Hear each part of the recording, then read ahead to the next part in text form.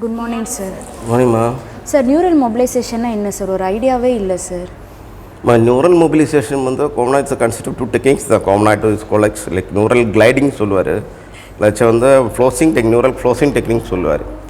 So இந்த techniques mainly இந்த ஒரு common concept stretching தான். The nerve வந்து stretch பண்ணிட்டு வந்து if there any block அந்த மாதிரி compression அந்த இது வந்து ரிலீஸ் பண்ணி விட்டுறாரு. So இதனால் வந்து it will increase the vascularity of nerves.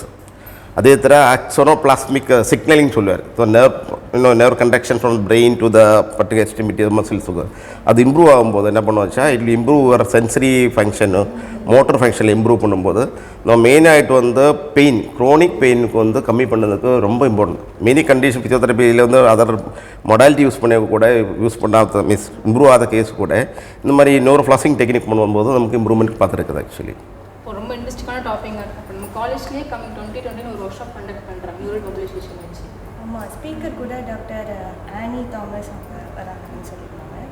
அப்போ நம்ம போய் ரெஜிஸ்ட்ரேஷன் பண்ணலாமா? Thank you sir. ஓகே.